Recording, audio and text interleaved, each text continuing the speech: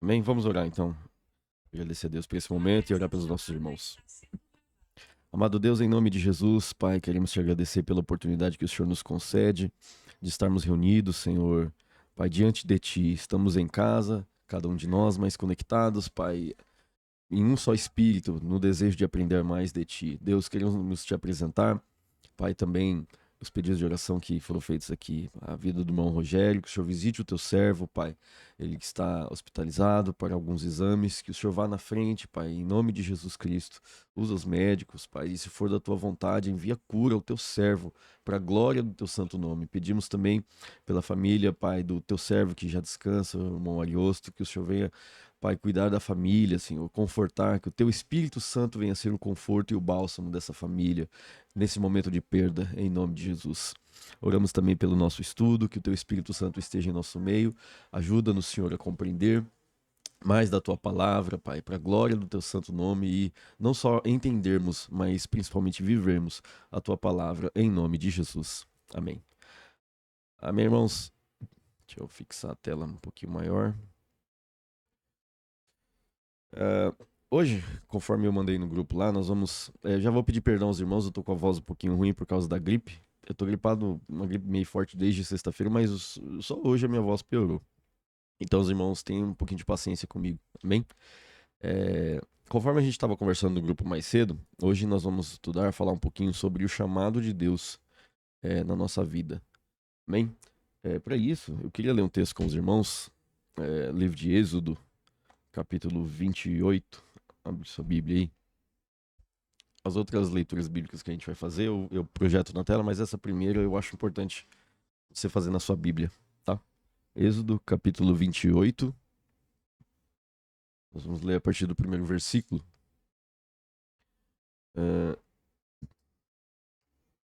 Que diz assim: Depois tu farás chegar a ti teu irmão Arão e seus filhos com ele do meio dos filhos de Israel, para me administrarem o ofício sacerdotal, a saber, Arão e seus filhos, Nadab, Abiú, Eleazar e Itamar. E farás vestes santas a Arão, teu irmão, para glória e ornamento. E falarás também a todos os que são sábios de coração, a quem eu tenha enchido do espírito de sabedoria, que façam vestes a Arão para santificá-lo, para que me administre o ofício sacerdotal. Amém? Tomando esse texto como base, irmãos, essa noite eu quero compartilhar uma palavra que Deus colocou no meu coração essa tarde.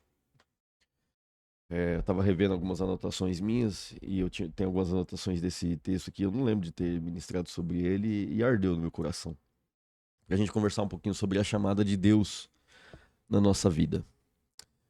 Porque a verdade, irmãos, e eu não falo isso só para obreiros, eu falo isso para todo aquele que se entende por servo de Jesus Cristo.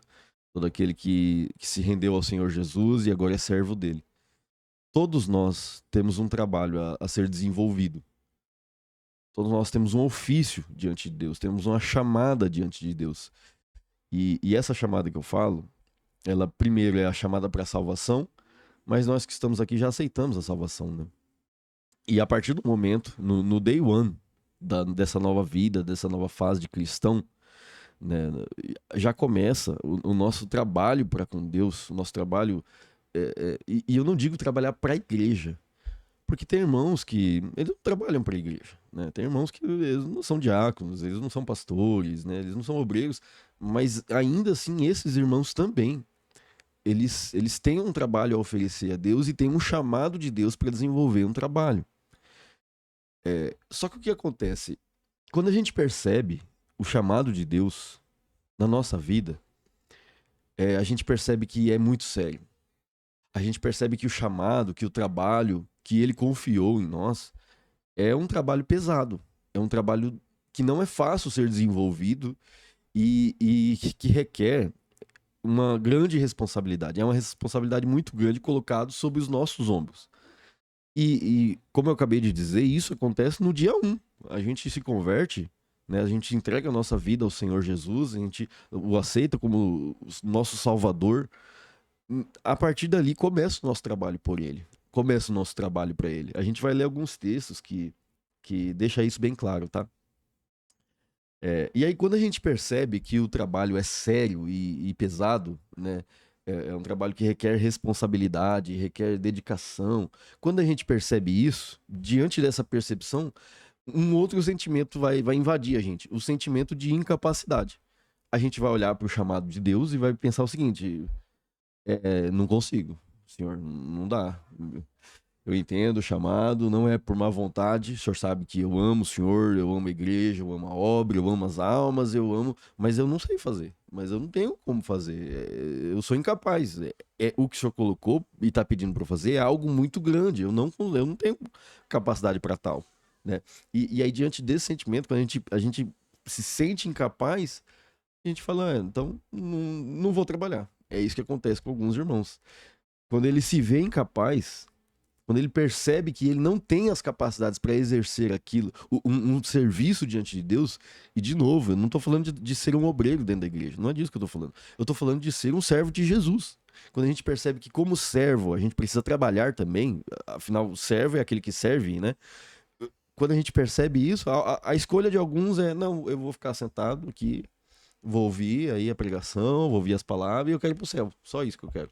Só que a verdade é que ninguém, irmãos, nenhum cristão foi chamado para ficar sentado. Nenhum. Alguns ficam sentados diante da igreja, não exerce serviço como obreiro da igreja, mas isso não significa que ele não tem, que ele está desobrigado de exercer qualquer tipo de serviço diante de Deus. Não, ele tem que exercer serviço diante de Deus, porque Deus chamou a todos. O chamado de Deus é para nos salvar e, e, e como a gente está dizendo, a partir do momento que eu estou salvo, agora a minha missão é salvar outro. Agora a minha missão é anunciar essa salvação que me alcançou. E isso é universal, gente. Isso é universal. Quando a gente lê, é um texto que a gente lê bastante, né? Do Mateus 28, lá 19, que Jesus vai dar a grande comissão, né? A gente chama esse texto de a grande comissão. Ele vai dizer assim: ide por todo mundo, pregar o evangelho a toda criatura, fazer discípulos, batizando em nome do Pai, do Filho e do Espírito Santo. É uma ordem para todo cristão, não é só para os apóstolos que estão ali, é para todo cristão. É só a gente perceber que no livro de Atos, ele vai dizer que a igreja se multiplicava. Então não eram os apóstolos que ganhavam as almas, eram os discípulos, todos eles. Por que acontece essa multiplicação? Porque um vira dois. Tinha um discípulo, agora tem dois. Esses dois aqui, cada um vai ganhar mais um, aí agora tem quatro. Aí esses quatro aqui, cada um vai ganhar mais um, agora já tem oito. E isso é a multiplicação, cada ovelha vai gerando uma nova ovelha. Isso significa que não eram só os apóstolos. O Estevão, por exemplo, não era um dos apóstolos, né? Tudo bem que ele foi comissionado como diácono e tal, mas ele já servia antes disso. Tanto que é por servir bem, né, por se destacar, né, que ele foi eleito como diácono pela igreja. Então, assim, não eram os apóstolos, não são só os líderes, não são só os obreiros, os pregadores, os líderes, os evangelistas, os missionários. Não. Esse chamado é para todo cristão. E aí a gente percebe que é difícil e a escolha de alguns é: não, eu tenho muito problema para resolver já, já tá muito difícil a minha vida, e esse serviço aí que Deus tá me chamando de fazer é difícil também, então deixa, eu não vou fazer. Essa é a escolha de muitos. E no texto que a gente deu aqui de Êxodo, capítulo 28, a gente percebe Deus chamando homens para exercer um serviço diante dele. Eu vou projetar o texto aqui, a gente vê juntos. Então, ó, Deus ele vai dizer o seguinte: faze também vir para junto de ti, Deus está falando com Moisés, Arão teu irmão, e seus filhos com ele. E olha o que ele vai dizer: dentre os filhos de Israel, para me oficiarem como sacerdotes. Deus está chamando e está dizendo assim: vocês vão trabalhar para mim, vocês vão me oferecer. E eu frisei no dentre os filhos de Israel, porque nessa ocasião aqui, Deus está chamando um pessoal específico, daqueles milhões de judeus, aliás, não eram judeus ainda, né, mas eram hebreus. Dos milhões de hebreus, Deus escolheu só uma família para ser sacerdote. Só que a partir de Cristo, toda a igreja ela é sacerdócio santo. Toda a igreja é chamada a ser um sacerdote. Então todo cristão, ele tem um ofício sacerdotal. Hoje não é apenas uma família, não é apenas os líderes, os pastores, não, todo cristão. E o que Deus está chamando para fazer é oficiar, trabalhar como oficial no sacerdócio. Lá Deus define uma família, Arão, seus filhos e tal, fala que eles vão se vestir diferente, ó, vestes sagradas para Arão, teu irmão, para glória e ornamento. Deus manda o pessoal construir os homens sábios que enchem de espírito de sabedoria para fazer vestes para Arão, para consagrá-lo, para que ministre o ofício sacerdotal. Só que isso aqui, na antiga aliança, era para uma família. Na nova aliança é para todo cristão. Todo cristão tem esse dever. Todo cristão tem. Todo cristão tem que ministrar o ofício diante de Deus. Tem um trabalho a desenvolver diante de Deus. Então, a gente não pode chegar e dizer não vou fazer. E chama atenção que o que Deus vai chamar o Arão para fazer, o que Deus vai chamar os filhos do Arão para fazer, essa família para fazer, é um trabalho muito sério. Eles tinham vários tipos de obrigação. Eles tinham obrigação, por exemplo, em dirigir os cultos. No momento que o povo se reunia para cultuar a Deus na antiga aliança, esse povo era que dirigia os cultos. Quando eles precisavam de colocar em dias as suas obrigações espirituais, a pessoa que pecava e precisava do perdão de Deus, eles tinham que ir até essa família lá no tabernáculo. E era essa família que fazia esse trabalho espiritual por eles, sabe? De pegar um animal, oferecer o animal, levar diante de Deus, espirrar o sangue. Então é uma tarefa espiritual importantíssima. Eles faziam também tarefas jurídicas, essa família servia como juízes. Eles eram juízes. O sacerdote as causas eram conduzidas até eles e eles faziam essas tarefas jurídicas, tarefas médicas. Quando um leproso, quando uma mulher que passava por um fluxo de sangue, quem é que examinava esse pessoal? Eram os sacerdotes. Era o pessoal, a família do Arão. Eles tinham essa tarefa. Então, pensa em quão sério é isso. Porque, vamos ao caso da lepra, né? Ficava aquela mancha branca. E aí, se eles olhassem a mancha, dependendo se ela era profunda ou não, se ela ficava escura ou não, eles tinham que dizer, não, é lepra. E isso mudava a vida de uma pessoa. Essa pessoa ficava afastada de todo o povo. Então, olha a seriedade do trabalho deles. E da mesma forma, se eles falam assim, não é lepra não, é só um machucado, pode voltar pro meio da sua família. E se fosse lepra? E aí essa lepra acometesse os filhos dessa pessoa, sabe? Então é um trabalho muito sério. Tarefas na educação, de educar o povo, ensinar o povo. Tarefa de escolher os líderes, os reis. Então são tarefas muito importantes. São tarefas muito importantes. E Deus, ele tá dando essas tarefas para um pessoal que acabou de sair da escravidão. Eles saíram do Egito, né? Passaram, tá naquela passagem dos 40 anos e tal. Mas eles acabaram de passar 400 anos como escravos no Egito. Aí eu te pergunto, diante dessa informação, o que é que esse povo sabia de jurisdição? Para julgar, sabia de tarefas jurídicas, de tarefas espirituais. O que eles sabiam? O que eles sabiam de tarefas médicas? Quem deles teve a oportunidade de ter uma aula de medicina na vida? E é esse pessoal que Deus está chamando e dizendo, vocês é quem vão trabalhar, vocês é que vão fazer essas tarefas importantes que vão ditar toda a história de Israel. Porque quem escolhia os reis eram os sacerdotes, eram quem ungiam os reis. Como que um sacerdote vai ungir quem vai governar sobre todo o povo? Pensa na seriedade disso. E Deus está colocando essas tarefas para pessoas que não têm o mínimo de capacidade para tal. Esse pessoal que acabou de ficar 400 anos como escravos. Eles eram escravos, os pais deles eram escravos, os pais dos pais deles eram escravos e os tataravôs deles também eram escravos. E Deus está chamando eles para fazer esse trabalho. Então, quando a gente olha para nós e fala assim, não, Deus, eu não tenho capacidade de fazer isso aí que o Senhor está pedindo para eu fazer. Então, só que Deus não começou a trabalhar assim agora, né? Deus faz assim desde sempre. Deus chama quem é incapaz e é isso. E coloca tarefas importantes para serem cumpridas pelos incapazes. Deus faz isso. Então esses homens aqui, lá no Egito, eles não se alimentavam direito. Eles não tinham sono de qualidade, não podia dormir direito, esse pessoal. Eles sofriam torturas físicas e psicológicas. Não tinham um emprego, um salário para poder sustentar os seus próprios filhos. Trabalhava no sol, dia após dia, fabricando tijolo. Era isso que eles sabiam fazer. Aí agora Deus chama eles e fala, então agora vocês vão servir como juízes, vocês vão servir como líderes espirituais, vocês vão servir como médicos. E aí você para e pensa, tem sentido um negócio desse? Ou seja, esses homens aqui não tinham a mínima condição de exercer essas tarefas. E quer saber de mais uma coisa? Deus sabia disso. Deus sabia. Não foi que Deus fez um unidunité e escolheu. Deus sabia quem eram esses homens. Esse povo aqui, gente, não é um povo que Deus achou no meio da terra. É um povo que Deus formou. Afinal de contas, Deus chamou um homem que vivia no meio de um povo idólatra, que era estéril, meu Deus do céu. E milagrosamente Deus concedeu a esse homem que tivesse filho. E através desse filho, gerou esse povo que está caminhando pelo deserto agora. Então Deus formou esse povo. E Deus sabe com quem ele está lidando. Por mais que esse povo não tenha capacidade para nada. Mas Deus é quem está chamando. E Deus sabe da incapacidade deles. Da mesma forma que Deus formou você. Da mesma forma que Deus conhece as suas incapacidades.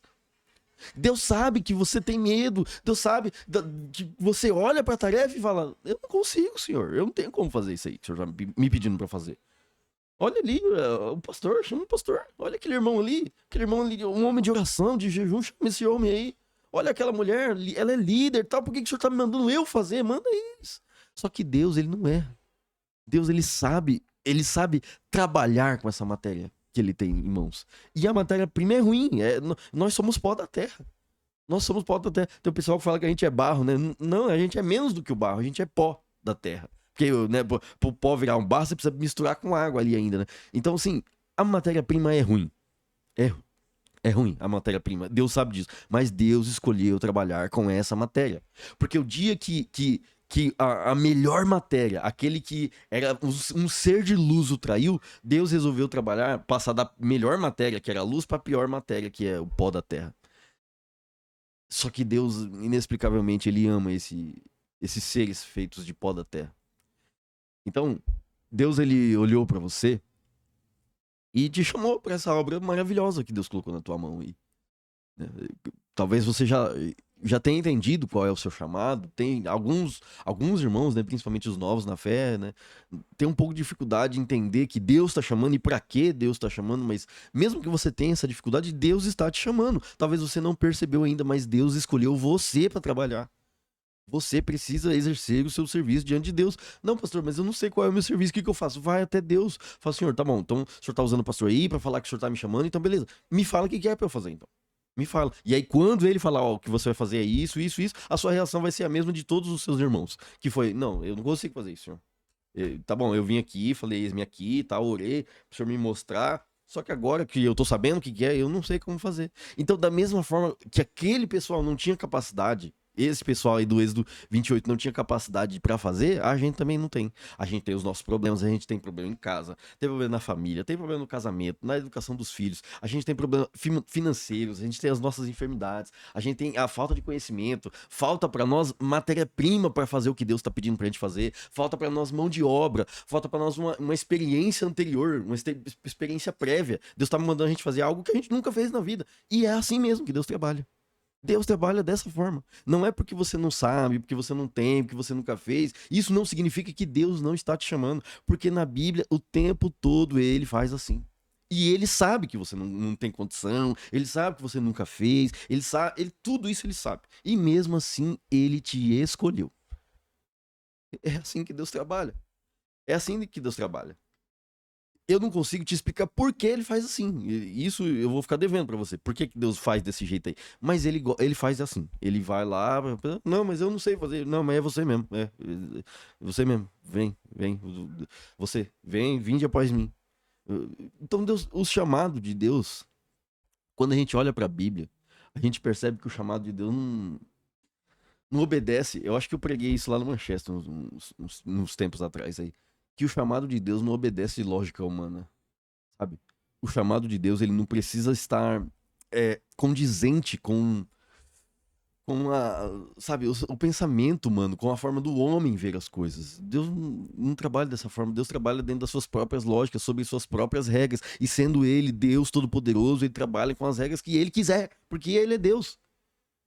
Não faz sentido, não tem problema. Esse Deus, ele faz as coisas que não tem sentido se realizarem. Vamos ler alguns textos pra gente ver isso aí? Eu queria começar pela mulher samaritana. Vamos lá. João capítulo 4. Eu vou ler a partir do terceiro verso aqui. Nossa, eu marquei muito versículo pra gente ler. Só um minuto, irmãos. O aplicativo da Bíblia parou aqui. João capítulo 4, a partir do verso 3. Vamos ver. Aí, apareceu. João 4, a partir do 3. Diz assim, ó. E deixou a Judéia, e retirando-se outra vez para a Galiléia. E era-lhe necessário atravessar a província de Samaria. Chegou, pois, a uma cidade samaritana chamada Sicar, perto das terras que Jacó dera a seu filho José. Estava ali a fonte de Jacó. Cansado da viagem, assentara-se Jesus junto à fonte, por volta da hora sexta. Nisto, veio uma mulher samaritana tirar água. Disse-lhe Jesus: Dá-me de beber, pois seus discípulos tinham ido à cidade para comprar alimentos. Então lhe disse a mulher samaritana: Como sendo tu judeu, pedes de beber a mim, que sou mulher samaritana? Porque os judeus não se dão com os samaritanos. Replicou-lhe Jesus: Se conheceras o dom de Deus e quem é o que te pede, dá-me de beber, tu me pedirias e ele te daria água viva. E respondeu-lhe ela: Senhor, tu não tens com o que tirar e o poço é fundo. Onde, pois, tens a água viva? És tu, porventura, maior do que Jacó, nosso pai, que nos deu o poço, do qual ele mesmo bebeu, e bem assim seus filhos e seu gado? Afirmou-lhe Jesus: Quem beber desta água tornará a ter sede. Aquele, porém, que beber da água que eu lhe der nunca mais terá sede. Pelo contrário, a água que eu lhe der será nele uma fonte a jorrar para a vida eterna. Disse-lhe a mulher: Senhor, dá-me dessa água para que eu não mais tenha sede, nem precise vir aqui buscá-la. Disse-lhe Jesus: Vai, chama teu marido e vem cá. Salva isso aqui. Ao que lhe respondeu a mulher: Não tenho marido. Replicou-lhe Jesus: Bem dissestes, não tenho marido, porque 5 maridos já tivestes. 5 maridos já tiveste. E esse que agora tens não é teu marido. E isso disseste com verdade. Grava essa informação. Senhor, disse-lhe a mulher: Vejo que tu és profeta. Nossos pais adoravam neste monte, e vós, entretanto, dizeis que é em Jerusalém o lugar onde se deve adorar. Disse-lhe Jesus: Mulher, podes crer-me que a hora vem, quando nem neste monte, nem em Jerusalém adorareis ao Pai. Vós adorais o que não conheceis, nós adoramos o que conhecemos, porque a salvação vem dos judeus. Mas vem a hora, e já chegou, em que os verdadeiros adoradores adorarão o Pai em espírito e em verdade, porque são esses que o Pai procura para seus adoradores. Deus é espírito e importa que os seus adoradores o adorem em espírito e em verdade. Eu sei, respondeu a mulher, que há de vir o Messias chamado Cristo. Quando ele vier, nos anunciará todas as coisas. Disse-lhe Jesus: Eu sou, eu que falo contigo. Neste ponto, chegaram seus discípulos e se admiraram de que estivesse falando com uma mulher. Todavia, nenhum lhe disse que perguntas ou por que falas com ela. Quanto à mulher, deixou o seu cântaro e foi à cidade e disse àqueles homens: Vinde comigo e vede um homem que me disse tudo quanto tenho feito. Será este, porventura, o Cristo? Saíram, pois, da cidade e vieram ter com ele. Dá um salto aí pro verso 39, que diz assim: Muitos samaritanos daquela cidade creram nele em virtude do testemunho da mulher que anunciara. Ele me disse tudo quanto tenho feito. Vindo, pois, os samaritanos ter com Jesus, pediam-lhe que permanecesse com eles, e ficou ali 2 dias. Muitos outros creram nele, por causa da sua palavra. E diziam à mulher: Já agora não é pelo que disseste que nós cremos, mas porque nós mesmos temos ouvido e sabemos que este é verdadeiramente o Salvador do mundo. Amém.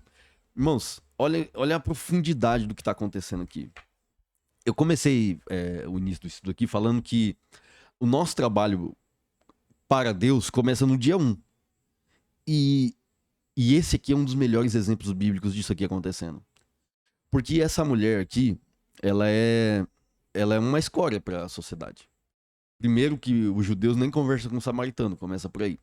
Segundo que ela é mulher, num tempo que as mulheres tinham poucos direitos, né? Em vista de como é hoje, né? E terceiro, essa mulher já tinha passado por 5 casamentos. Tipo assim, ó. Nós estamos há quase 2000 anos desse acontecimento aqui, desse texto que a gente leu. Nós estamos em outro Oriente, né? Lá eles estão no Oriente, aqui a gente está no Ocidente. Então a nossa cultura é completamente diferente. Uma mulher que passou por 5 divórcios para hoje, nos dias de hoje, na nossa cultura, a gente já olha e pensa que essa mulher não presta. A gente já olha e pensa que essa mulher não é digna, que essa mulher. E Jesus está visitando essa mulher. Quando o texto diz que era-lhe necessário passar por Samaria, óbvio que ele tinha interesse em salvar outras almas. Mas na hora de começar a pregar ali e ganhar muitas almas ali, ele poderia ter começado por alguém importante na cidade. Alguém que exercia alguma espécie de chefia na cidade. Mas não. Ele escolheu começar por uma mulher que tinha passado por 5 divórcios e tava com um cara que não era o marido dela. Que ou era algo que não era sério, ou vai ver esse cara era até marido de outra mulher. E ela estava se envolvendo com ele. Seja como for, Jesus foi até essa mulher se apresentar a ela como Messias. Porque ela vai dizer assim, então eu sei, né, que o Messias vai chegar, e ele fala, então sou eu, sou eu que falo contigo, sou eu que falo contigo. E aquilo impacta aquela mulher, porque a pergunta dela, quando ela pergunta, onde é que deve adorar? É aqui, é no monte, onde é que é? Onde é que é? No templo? Eu não sei. E, na verdade, a pergunta dessa mulher é: cadê Deus? Cadê Deus? Eu quero Deus na minha vida. E o Deus encarnado foi buscar essa alma. Deus encarnado foi buscar essa alma. Mas o ponto que eu quero trabalhar com você não é nem esse, pra gente não perder o foco. O ponto é, quando ela entendeu que ela encontrou o Salvador, quando ela entendeu que ela encontrou o Messias, o remidor da alma dela, na mesma hora ela abandonou o cântaro dela, que foi o que ela foi fazer, buscar água no cântaro. Ela abandonou o cântaro dela e foi contar pra todo mundo que ela conheceu o Salvador. E essa mulher, gente, ela não tinha mais conhecimento da Bíblia que você. Isso que a gente tá tendo aqui, uma aula, sabe? Um momento pra gente conversar sobre a Bíblia, essa mulher nunca tinha tido essa oportunidade na vida dela. Eu sei disso porque, mesmo entre os judeus, mesmo entre as sinagogas, as mulheres não entravam nas sinagogas. E era raro uma mulher que soubesse ler para poder acompanhar um estudo bíblico. Então, essa mulher sabia menos de Bíblia que eu e você. Mas isso não impediu ela de sair correndo e dizendo: Vinde, venham, porque eu conheci um homem que tá dizendo tudo que eu já passei na minha vida. Porventura, esse aqui não é o Messias, não é esse o Salvador que a gente precisa diante das nossas frustrações, das nossas lutas, das nossas dores, dos nossos desesperos, do nosso medo, da nossa morte. Não é dele que a gente precisa, não é de Jesus que a gente precisa. Pois eu achei. Vem que eu vou te mostrar onde foi que eu achei Jesus. Então, essa mulher, ela é na mesma hora, gente. É na mesma hora. E o trabalho dela foi tão efetivo que ela levou a cidade inteira até Jesus. De forma que os samaritanos não andavam com os judeus. E esses samaritanos pediram a ele: fica aqui, não vai embora. Fica aqui no meio da gente, fica aqui nos ensinando, fica aqui com a gente. Tipo, isso, gente, é de uma profundidade. Porque esse pessoal nem conversava. E agora os samaritanos estão implorando para que Jesus fique no meio deles. Um judeu, um carpinteiro judeu fique no meio deles. Porque eles viram que a salvação chegou até a vida deles. E tudo isso foi através de uma mulher que passou por 5 divórcios. Aí eu te pergunto diante disso, irmão, qual é a nossa desculpa? Qual é a sua desculpa? Qual é a minha e a sua desculpa? Por que a gente não tá levando Jesus a outras pessoas? Por que a gente achou a salvação? Por que nós encontramos Deus e a gente não tá levando Deus? Não, deixa eu aqui quietinho. É por isso que no início da aula eu falei, eu não tô falando de servir na igreja, sabe, de servir a ceia, de arrumar os bancos, de limpar a igreja, de tocar, eu tô falando de levar Jesus Cristo para aqueles que estão perdidos. A gente não faz isso, irmãos. A gente precisa levar a salvação aos que estão se perdendo. E essa mulher, assim como eu e você, assim como o pessoal lá de Êxodo 28, não tinha capacitação para isso. Mas isso não impediu ela diante da salvação que se apresentou para ela, ela ia até, até outras pessoas anunciar a salvação. Então, faz sentido de uma mulher que passou por 5 divórcios, agora ela é uma missionária e tá ganhando uma cidade inteira para Jesus. Ela, e não é ela que converte, ela leva até o Salvador e é a palavra dele que converte. Isso fica claro na leitura do texto. E eles mesmos vão dizer, não é só porque você tá falando agora, mulher, a gente tá vendo que ele é o Salvador. Não é mais pelo seu testemunho, a gente vê, esse aqui é o nosso Salvador, e é isso. Você não precisa jogar uma. Quando você for pregar pra alguém, pra levar alguém até Jesus, você não precisa ficar inflando falsas expectativas. Só fala, ó, Jesus está lá. Jesus está lá. Essa Bíblia aqui é Jesus falando. Lá na igreja, Jesus está falando. Através de um louvor. Escuta essa pregação aqui é Jesus falando. O que dá pra você fazer? Mas faça. Eu não sei como que essa mulher. Porque pensa na credibilidade que ela tinha pra fazer alguma coisa. Essa mulher, ela tá indo. Ela tá sozinha no poço por uma razão. As mulheres, quando elas iam pro poço, elas iam todas juntas. É só você ver quando Moisés sai lá do Egito, que ele passa diante das filhas do Jetro lá, tá todas as filhas juntas, tá? As mulheres estão todas juntas ali. Por quê? Porque as mulheres iam tirar água pela manhã, quando o sol tá menos quente. E essa mulher tá indo tirar água no meio do dia. Por que ela tá fazendo isso? Porque por onde essa mulher passa, ela é julgada. As outras mulheres olham pra ela e falam: olha lá vai aquela lá que não consegue segurar um marido. 5 maridos ela já tem, não conseguiu segurar nenhum, agora tá com o que nem é dela. Então, qual a credibilidade dessa mulher pra ela dizer: eu achei Deus na minha vida? E mesmo assim ela foi fazer. Então eu e você, a gente. Não, pastor, mas eu sou pecador. Não, mas eu já aprontei muito. Não, mas eu era um beberrão, mas eu era um drogado, mas eu era um criminoso. Mas não importa o que você era, importa o que você é agora. Jesus Cristo te salvou e agora você é um servo dele. É isso que importa. E é só isso que você precisa. É só isso que você precisa. Eu separei outros textos pra gente ler. Vamos ler mais um aqui? A gente vê como a gente tá trabalhando a ideia de que o chamado de Deus não obedece lógica humana, certo? Jeremias capítulo 1. Oh, meu Deus, hoje o programinha da Bíblia tá devagar, hein? Jeremias capítulo 1. Se não for, nós vamos ler na nossa Bíblia em casa mesmo. Bom, não vai. Vamos ler na nossa Bíblia mesmo. Abre sua Bíblia aí. Hoje a gente vai ter que abrir a Bíblia, porque o programinha não quer trabalhar. Jeremias capítulo 1. A gente vai ler a partir do versículo 1. Jeremias 1:1. Agora foi essa benção aqui. Vamos lá. Jeremias capítulo 1, a partir do verso 1. Amém? Diz assim: palavras de Jeremias, filho de Ilquias, um dos sacerdotes. Já salva essa informação aqui, ó. Jeremias é filho de Ilquias. Esse tal de Ilquias é um dos sacerdotes. Ok? Um dos sacerdotes. Que estavam em Anatote, na terra de Benjamim. A ele veio a palavra do Senhor nos dias de Josias, filho de Amon, e rei de Judá, no 13º ano do seu reinado. E também nos dias de Jeoaquim, filho de Josias, rei de Judá, até o fim do ano 10º de Zedequias, filho de Josias, rei de Judá, e ainda até o 5º mês do exílio de Jerusalém.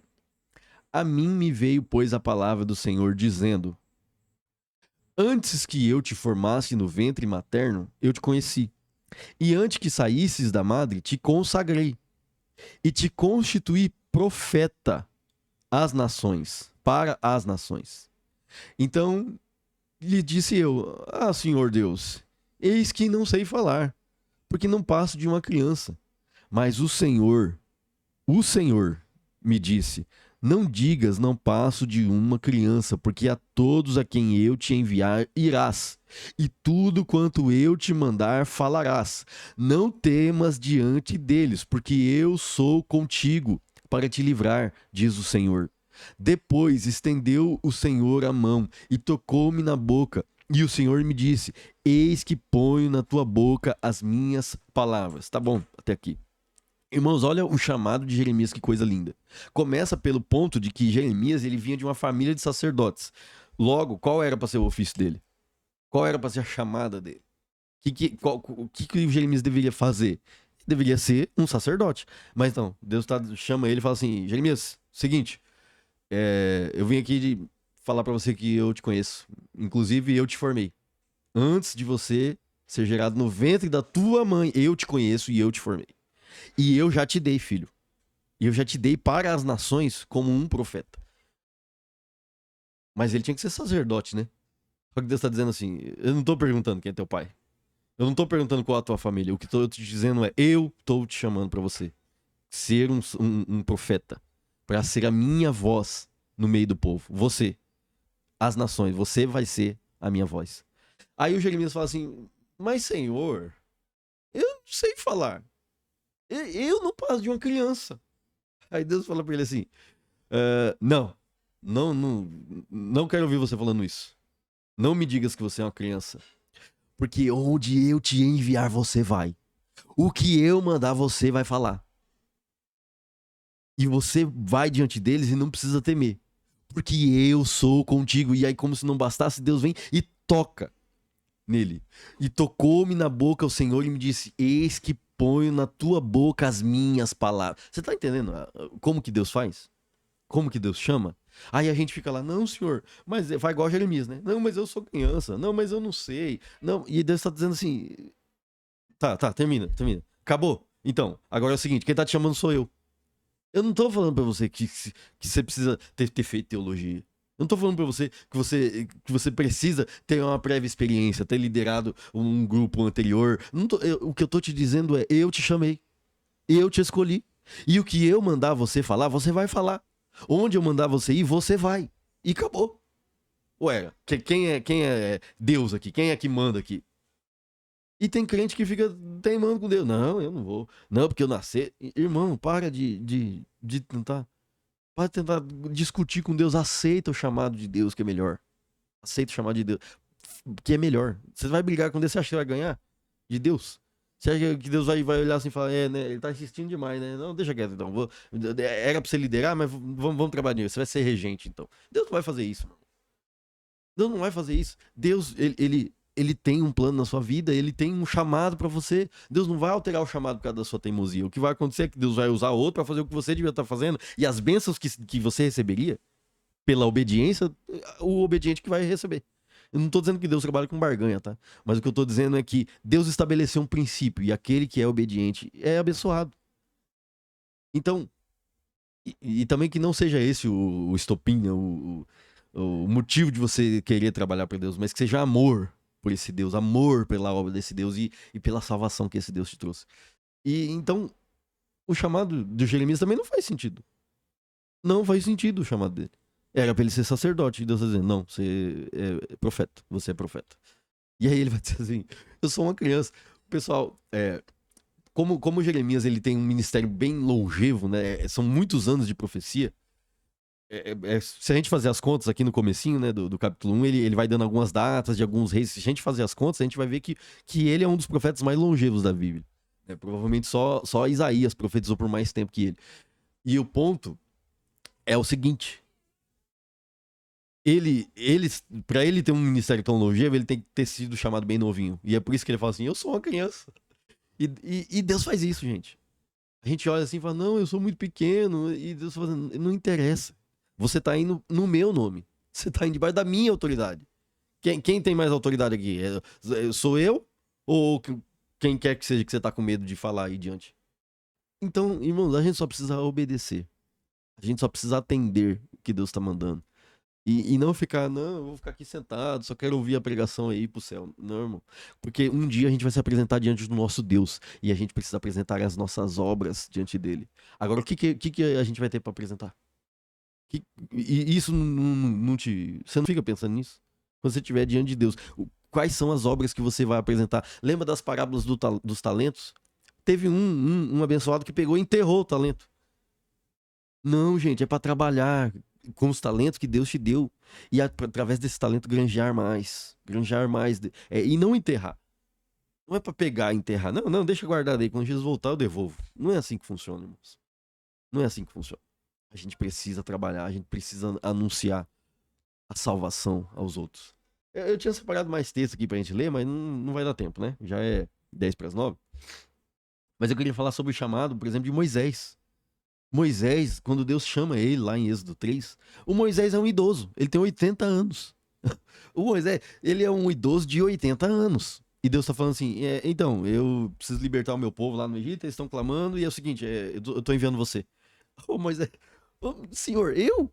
Aí ele vai colocando um monte de desculpa, não, mas eles não vão saber, quem eu vou dizer que me enviou? Ele começa por aí. Aí Deus fala, o eu sou, tá te enviando, o Deus de Abraão, de Isaac e de Israel. Fala lá que sou eu que tô mandando. Ah, não, mas eles não vão crer. Aí Deus fala: o que tem na tua mão? Aí um cajado, joga no chão. Aí vira serpente, põe a mão no peito, aí fica leprosa, depois fica normal e depois vira cajado de novo. E aí Deus tá dizendo assim: ó, você tá indo na autoridade do meu nome, você tá indo usando o meu poder. E aí ele vai e fala assim: não, mas eu não sei falar. O pessoal brinca que ele era gago, né? A gente não sabe se o problema do Moisés era que ele fosse gago. Provavelmente era o idioma, né? Porque ele ficou afastado do Egito por 40 anos. Então ele tá 40 anos falando a língua dos hebreus. Quando ele chegar lá, como é que ele vai conversar com o faraó, né? Porque a gente vê que ele consegue falar com o pessoal, mas na hora de falar com o faraó, ele precisa da ajuda do Arão. Seja como for, ele vai colocando um monte de dificuldade e Deus vai dizendo: não, não, é ferramenta que você precisa? A ferramenta eu te dou. O que você precisa da autoridade de alguém? Vai lá, porque é no meu nome que você tá indo. Você precisa de ferramenta, é o meu poder que você vai usar lá. Eu tô te dando o meu poder pra você usar lá. Não, o que você precisa? Você precisa de alguém que te ajude a conversar com o Faraó. O teu irmão, o Arão, vai te ajudar a conversar com ele. Então, não tem como a gente colocar desculpa diante de Deus, falando: não, Deus, mas eu não sei, mas eu não tenho, mas eu não consigo. Porque o que a gente precisa, junto com a missão, Deus nos dá também as ferramentas. Deus nos dá também os meios. No caso, a gente começou falando em Êxodo 28 do pessoal que. Como que esse pessoal aqui vai definir o que é lepra e o que não é? O próprio Deus que está chamando eles instruiu eles como fazer isso. Não, ó, você vai olhar a ferida. Se tiver uma mancha, se tiver um buraco, é lepra. Se tiver assim, se tiver pelo, então não é lepra. Então Deus, ele dá as instruções, ele dá as ferramentas. O que acontece é que a gente olha para a missão e fala: é muito difícil, não quero. E não para ver que ele tá dando também a ferramenta necessária para você fazer. Ele está dando também os meios necessários para você cumprir a missão. Senão, Deus não é um homem que fala assim: ó, então, seguinte, tá vendo essa parede aqui? A gente tem que pintar essa parede aqui. Ah, tá bom, cadê a tinta? Não, não tem tinta. Não, cadê a lixa pra lixar, o pincel? Não, não, não tem, se vira aí. Não, não. Deus fala assim: a gente tem que pintar essa parede. Tá aqui a tinta, tá aqui o pincel, tá aqui o rolo, tá aqui a lixa, tá aqui o ajudante. Vai e faz. É isso que Deus, é assim que Deus trabalha, gente. Ele chama o pessoal que fala: não, mas eu não tenho como fazer. E é ele quem dá as ferramentas, e é ele também quem capacita esse pessoal. Então, esse Deus que tá te chamando, ele também é quem te capacita. Eu ia falar também sobre o Gideão. Meu Deus do céu, o Gideão, ele fala assim: eu sou o menor da minha casa e a minha tribo, não é nem uma tribo, né? É metade de uma tribo, a minha tribo. E eu sou o menor da casa do meu pai, o mais pobre, e aí Deus, eu sei de tudo, mas eu tô mandando você. Aí o Gideão consegue, né? Fica em dúvida, aí faz a prova do velo de lã lá, e aí junta 32 mil homens. Aí Deus fala pra ele: e aí, Gideão, bora? Bora, senhor. Então, 32 mil homens, acho que dá, hein? Acho que dá. Deus fala: não, então, só que tem muita gente. Manda voltar. E aí no final ele fica com 300. Aí o Gideão fala: 300, senhor? Com 32 mil já era difícil, com 300, o senhor quer que... com 300. Porque é pelo poder de Deus, gente. Não é pelas nossas capacidades. É por isso que ele não tá chamando o super teólogo pra fazer. Por isso que ele tá chamando você. Não que ele não possa usar o super teólogo, ele usa o super teólogo também. Mas o meu ponto é, ele não depende disso. Porque é através da palavra dele, é através do poder dele. Seja qual for o teu chamado. Seja qual for a missão que Deus te deu. Tem irmãs aí que a missão dela é ser mãe não só dos filhos dela, mas de outras crianças também. Aí olha assim e fala: meu Deus, mas eu não consigo. Até que os meus filhos eu tenho dificuldade, agora o senhor quer que eu cuide de outras crianças? E Deus tá chamando você. É você que vai fazer, irmão. Quando Deus chama um homem pra liderar um povo, fala: Deus, eu, senhor, eu não sei pregar, o senhor sabe, eu leio aqui, eu não consigo nem ler a Bíblia direito, eu leio tudo travado, e o senhor tá chamando eu? E Deus fala: você. Você. Porque é ele que capacita. A autoridade vem dele, irmãos. É ele que faz através de nós. Nós só somos ferramentas aqui. Quem faz é ele. Então a gente pode confiar nesse Deus que nos chamou. Eu queria ter tempo para falar bastante. Eu ia falar sobre Pedro, sobre os outros apóstolos, eu ia falar sobre Paulo. Nossa, você quer um chamado que faz menos sentido do que o de Paulo? Quando a gente lê o martírio do Estevão, no capítulo 6 e 7 de Atos, a gente vai ver que Paulo estava no meio dos caras que apedrejaram o Estevão. Eles tiraram as vestes, né? Na hora de apedrejar o Estevão e colocaram as vestes aos pés de um jovem chamado Saulo. Esse mesmo jovem chamado Saulo, lá no capítulo 9 de Atos, tá indo para Damasco com cartas para prender os cristãos, os servos de Jesus. Aí Jesus aparece lá e fala: por que você tá me perseguindo, rapaz? Saulo, Saulo, por que me persegues? Porque me persegues. Você percebe que os enviados de Jesus não são um com ele, estão em unidade com ele. E é por isso que você pode ter certeza que você pode ir e responder ao chamado dele, porque ele se responsabiliza pela tua vida. Foi a mesma coisa que Deus falou pro Jeremias. Eu sou contigo, você não precisa temer. Vai, porque eu sou contigo. Deus fala isso pro Jeremias.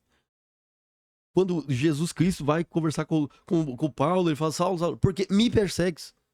E o Paulo não estava perseguindo Jesus, ele estava perseguindo os cristãos, os seguidores de Jesus. Só que é o seguinte, quando alguém mexe com a noiva de Jesus, tá mexendo com ele, filho. Se eu tô andando na rua e alguém xinga minha esposa, esse cara vai me ofender também. E é isso que tá acontecendo.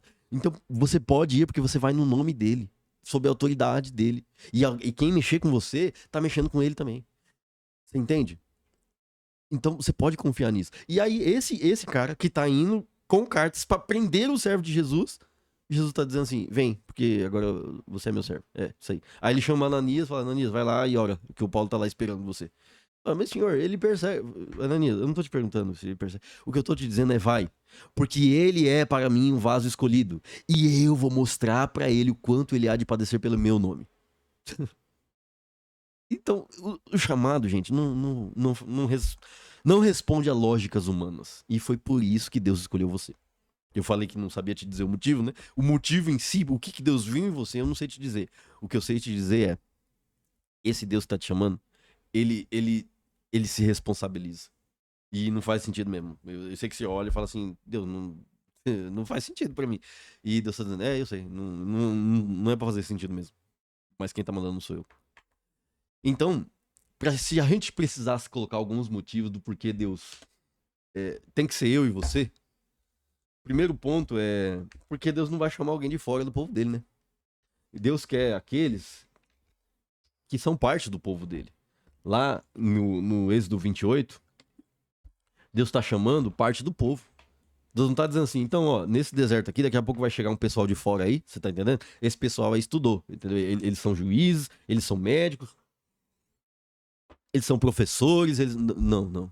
Deus fala assim, então, no meio de vocês aí, separa essa família aqui, eles vão me servir. É o que Deus tá dizendo. Tem que ser do meio do povo dele. A missão que Deus colocou pra você tem que ser executada por alguém que é parte do povo de Deus, e por isso que Deus escolheu você. Segundo, ele chamou você porque alguém precisa do teu trabalho. Tem que ser você. Outra pessoa fazer, beleza, vai funcionar porque afinal é a palavra de Deus, mas não vai ser do jeito que você faz. Não vai ser com o seu, sabe, eu não quero parecer de autoajuda, mas não vai ser com o seu jeito de fazer, sabe? Com os seus toques, com os seus brilhos, com o seu esmero, com a sua didática, com as suas palavras, com as suas experiências. Não vai ser igual. E Deus quer usar você. Tem alguém precisando de você. Tem que ser você. Outra pessoa não vai conseguir fazer do jeito que você faz, do jeito que você faria. Então é por isso que Deus insiste que você vá. Tem almas por aí precisando do seu testemunho. Tem almas por aí precisando da tua palavra. Tem filhos por aí precisando da tua maternidade. Tem homens por aí precisando da sua liderança. Então, é por isso que Deus insiste tanto em você, e você tá lá igual o Jeremias. Não, mas eu sou uma criança, não, mas ou igual o Moisés, eu não sei falar, né? E quem eu vou falar que tá indo, eles não vão acreditar. E Deus tá dizendo, vai, só vai. Só me obedeça e vai. Me obedece e vai.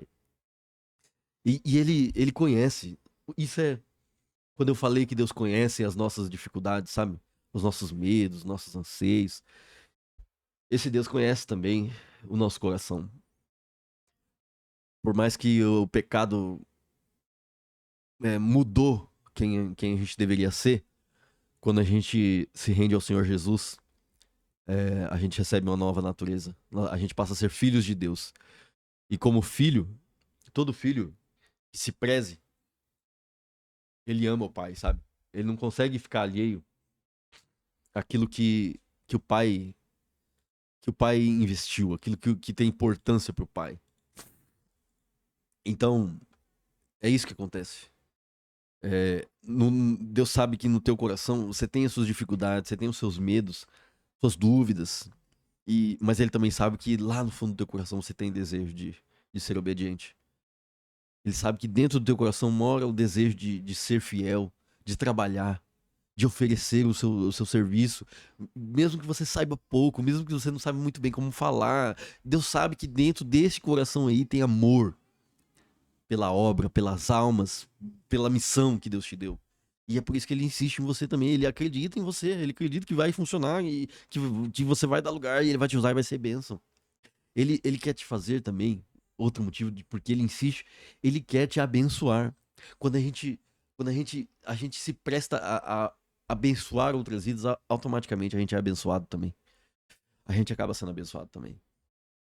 Deus tem desejo de te ver abençoado cada vez mais e através da obediência a Ele a gente é abençoado. Então, parte da receita para que sejamos abençoados é ser obediente a Deus e Deus tem desejo de te abençoar. Ele também te chama e insiste em você porque ele te quer mais perto dele. E que melhor jeito de você estar perto de alguém do que trabalhando para essa pessoa, sabe? Eu não tô trabalhando, falando de trabalhar como uma relação de patrão e empregado, não é isso. Trabalhar no sentido de você se doar, sabe? Você se entregar para trabalhar junto com essa pessoa. Algo precisa ser feito e essa pessoa tá contando com você e você se doa, você fala, não, eu vou lá, eu vou fazer. Isso aproxima, isso estreita laços e Deus te quer por perto.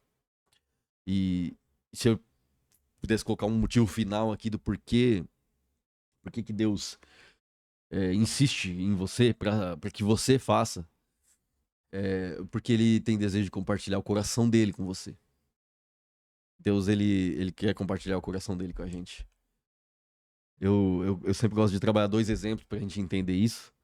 É o exemplo do, do Oséias, né?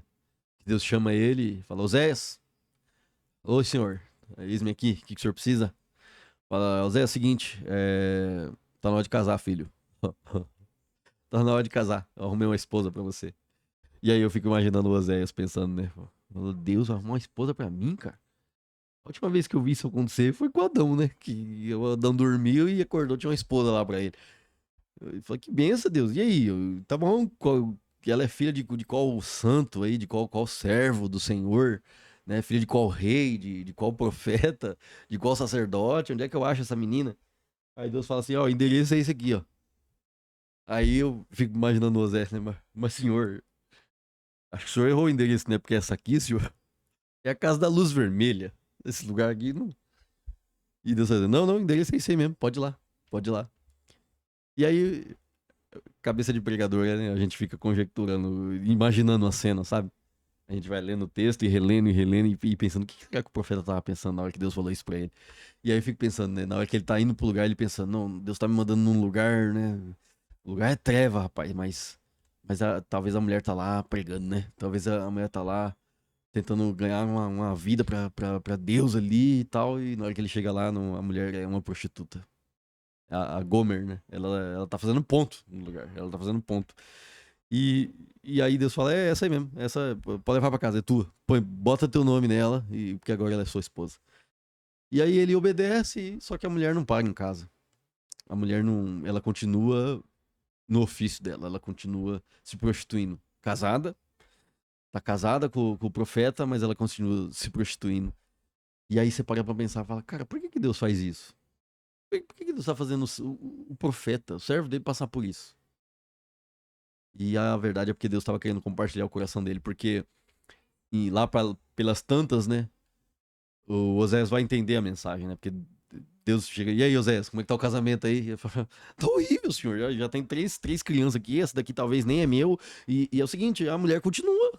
Eu fui lá, eu trouxe ela pra cá, Deus, e eu dei tudo pra ela. Eu dei uma casa, eu dei uma boa vida. Ela não precisa mais se vender, ninguém mais precisa tocar o corpo dela pra ela sobreviver, pra ela viver. Eu fiz tudo por ela, mas ela me abandona e volta pra prostituição. Ela me deixa e volta a se sujar com essa nojeira. E aí Deus fala: pois é, Oséias, agora você entende um pouquinho como é que é, porque Israel é assim, Oséias. Eu fiz tudo pra Israel. Eu criei Israel. E eles me deixam e vão atrás de outros deuses. Eles se prostituem com os outros deuses. Você percebe Deus compartilhando o coração dele? Aquilo que Deus sentia, sabe? Quando via Israel, ele queria compartilhar com o servo. E aí, diante disso, Oséias fala: agora eu entendo, Senhor. Aí Deus fala: então, Oséias, agora você tem uma mensagem. Vai lá pregar. Vai lá e anuncia a minha palavra. Isso acontece com o Jeremias também, né? No capítulo 13, se não me falha a memória. Naquela, naquele episódio do cinto. O Jeremias, ele escreve algumas lamentações que escapou do livro de lamentações, né? Tá dentro dos livros das profecias dele. Provavelmente por causa do estilo literário, né? Mas ele escreve algumas lamentações e depois de uma delas, Deus fala assim: Ô Jeremias, você tá muito triste, filho. Fala o seguinte: vai na loja, mas vai na loja boa. Porque eu quero que você compre um cinto. Mas não é qualquer cinto, tá? É um cinto de linho, ou seja, material fino, né? Cinto bom. Como vai lá e compra o cinto. E o cinto não era cinto igual o dos homens de hoje, né? Que vai na cintura ali pra segurar a calça. Era um cinto que ia atravessando o peito. Deus fala: vai lá e compra um cinto e eu quero que você compre um cinto bom. Pra você comprar um cinto de linho. E aí o Jeremias vai lá, compra o cinto. E ele gosta do cinto, né? Aí ele fala: e aí, Jeremias, gostou do cinto? Gostei, senhor. Bom, o cinto é bom mesmo. Obrigado. Aleluia. Gostei. Presente muito bonito. Aí Deus fala: legal. Seguinte, eu preciso que você faça uma coisa. Amém. Eis-me aqui, senhor. O que o senhor precisa? Eu preciso que você vá lá no Rio Eufrates. Tipo assim, irmãos. É que as medidas bíblicas não são exatamente exatas na conversão para hoje, né? Mas assim, entre 800 e 1.000 quilômetros de distância de Jerusalém, onde Jeremias estava, ficava o Rio Eufrates. E aí ele tem que viajar isso aí, sabe? Pensa você caminhar daqui até Florianópolis. É tipo isso, você entendeu? E aí o Jeremias vai, pega o cinto, vai lá pro Eufrates. Quando chega lá, eu falei, cheguei, senhor, e aí? Falei, então, acha um buraco aí entre a rocha e enfia o cinto aí e vai pra casa. Aí o Jeremias vai lá, põe o cinto, fala, é pra ir pra casa, senhor? Pode ir pra casa. É só isso mesmo, só queria que você colocasse o cinto aí. Aí lá vai o Jeremias viajar os 1.000 quilômetros de volta. Chega lá em Jerusalém, e daqui a pouco Deus chama ele e fala, Jeremias! Jeremias fala, amém, eis-me aqui, senhor. Deus fala, você lembra do cinto? O cinto, senhor. Que é que você quer que cinto de novo? O senhor mandou ir lá comprar um cinto. Eu fui lá, comprei o cinto bom, mais caro da loja. O senhor mandou ir lá no Eufrates, esconder esse negócio lá. Agora o senhor quer que eu vou lá buscar de novo? Então, isso mesmo. Vai lá e busca o cinto. Lá onde você escondeu. Aí lá vai o Jeremias, 1.000 quilômetros de volta de Jerusalém até o Eufrates. Quando ele chega lá, o cinto. O linho, ele é um material orgânico, né? Ele é um material orgânico de plantas e tal. Então ele apodrece. E aí ele tá todo apodrecido, né? Tá liguento, assim. Aí o Jeremias pega o cinto, assim, com nojo, né? Ele pega assim, sabe? Dá um asco nele. E aí eu fico imaginando Deus falando assim, então, Jeremias, veste o cinto? Fala, mas senhor, pô, estragou, tá? Eu falo, não, não, veste o cinto aí. Aí o Jeremias pega o cinto, né? Põe o cinto lá.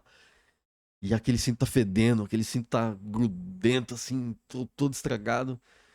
E aí Deus manda Jeremias voltar para Jerusalém, porque agora ele vai ter uma mensagem para pregar, e aí pensa ele com aquele cinto, com aquela coisa horrível e tal. E o pessoal já não gostava muito de Jeremias, né? E aí Deus fala assim: E aí, Jeremias, como é que tá o cinto aí? Fala, senhor, tá horrível. O negócio apodreceu aqui, tá nojento, tá fedendo, fica grudando. Eu tô com nojo disso aqui. Aí Deus fala: Então, é isso, Jeremias. É isso, porque Israel é pra mim como esse cinto aí, que você tá vendo. O cinto você coloca, Jeremias, no teu peito, por fora. Israel, por outro lado, não tá por cima apenas. Israel tá dentro do meu peito.